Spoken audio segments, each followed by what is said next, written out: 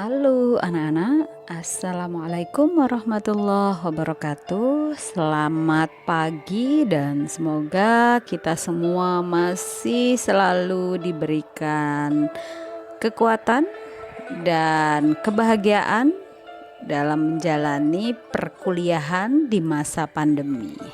Baik anak-anak sekalian, kita lanjutkan sekarang pada materi terkait dengan penelitian hukum normatif ya. Penelitian hukum normatif ini merupakan salah satu bentuk dari penelitian hukum dalam mengkaji permasalahan-permasalahan hukum yang memfokuskan pada peraturan-peraturan hukum yang sudah dibuat, dibentuk oleh lembaga yang berwenang maupun yang dibuat dan dibentuk oleh masyarakat, bisa hukum adat, hukum Islam dan lain sebagainya. Nah, ini disebut dengan penelitian hukum normatif. Penelitian hukum normatif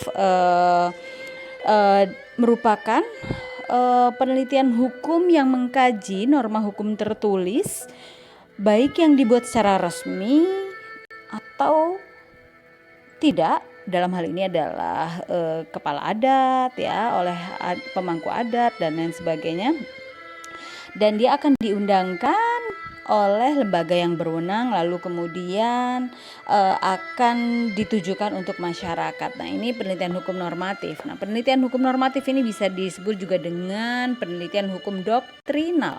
Penelitian hukum doktrinal ini merupakan penelitian hukum yang bekerja untuk menemukan jawaban-jawaban yang benar dengan pembuktian kebenaran yang dicari ya. Dari mana?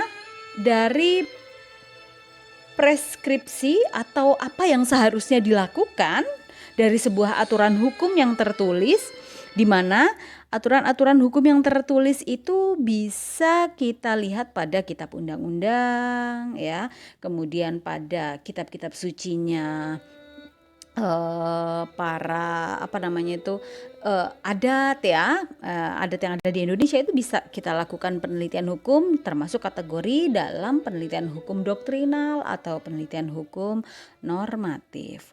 Penelitian hukum doktrinal maupun penelitian hukum normatif ini di dalamnya itu memiliki berbagai macam lagi ya. Macam-macamnya itu ini akan menjadi pilihan yang bisa dipilih oleh para peneliti untuk memfokuskan kalau saya mau melakukan penelitian terhadap sebuah aturan hukum yang dibuat, nah yang ada, yang berlaku di masyarakat, ini saya harus melakukan penelitian yang seperti apa ya. Nah, ini pilihannya macam-macam. Ya, kalau menurut Sutandio, karena dia lebih menitik beratkan bahwa penelitian hukum doktrinal, maka dia akan melihat bahwa kalau penelitian hukum doktrinal itu dia akan melakukan penelitian terhadap asas hukum, norma hukum positif, dan putusan hakim. Nah, ini bagi Sutandio disebut dengan penelitian hukum doktrinal karena akan meneliti tentang asas hukumnya, norma hukumnya, dan putusan hakim. Menurut Suryono Sukanto, dia lebih luas lagi melihat penelitian hukum doktrinal disebut dengan penelitian hukum normatif.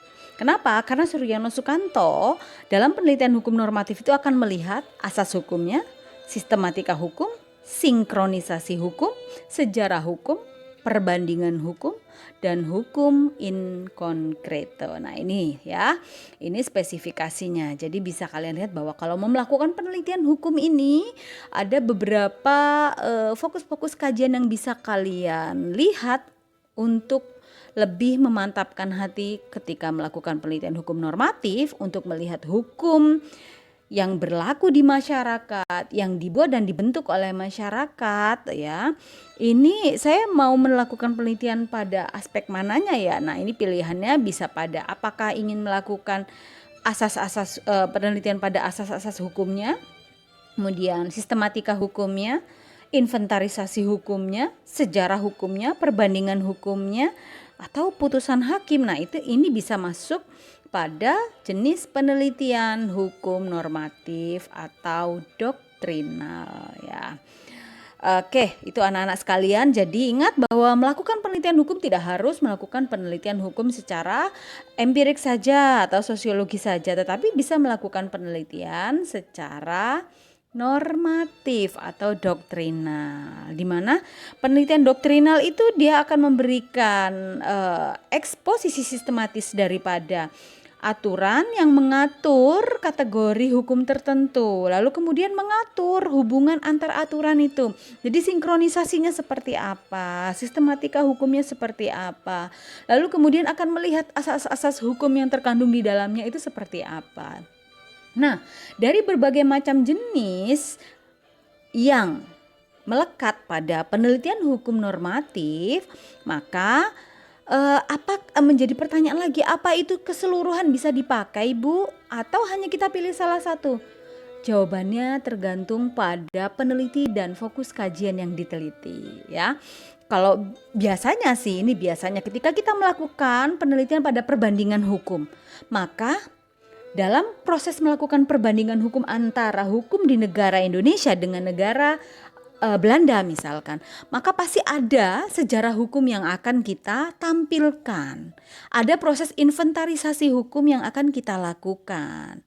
Lalu kemudian kita akan melihat juga sinkronisasi hukum dan asas-asas hukum yang melekat di dua negara tersebut. Nah, ini artinya bahwa untuk melakukan penelitian hukum normatif, antar jenis-jenis penelitian hukum normatif tersebut, ya, itu saling terkait.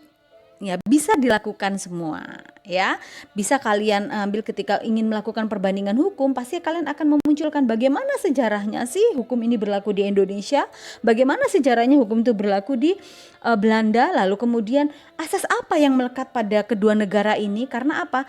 Asas itu yang akan menjadikan hukum itu menjadi hidup dan memiliki ciri khas tertentu, ya, sehingga ini bisa dibandingkan. Nah, baik anak-anak, itu tadi sekilas dulu penjelasan terkait dengan penelitian hukum normatif dan jenis-jenisnya, ya. Sebelum kita lanjut pada penjelasan di tiap-tiap jenis penelitian hukum normatif, maka akan saya buka kesempatan untuk bertanya di forum diskusi yang sudah Ibu share, ya, atau langsung saja di komen pada video ini, apa yang menjadi kebingungan kalian terkait dengan masalah penelitian hukum normatif.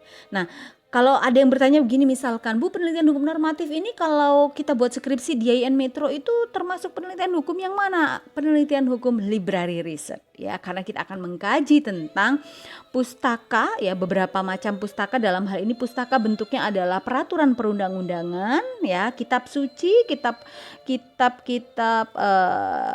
hukum, ya. Nah, ini bisa menjadi fokus kajian dalam penelitian hukum library research yang dalam perspektif fakultas syariahnya merupakan penelitian hukum normatif atau penelitian hukum doktrinal. Baik, anak-anakku sekalian, setelah ini kita lanjutkan diskusi. Selanjutnya kita akan melanjutkan pada video penjelasan dari masing-masing jenis penelitian hukum normatif.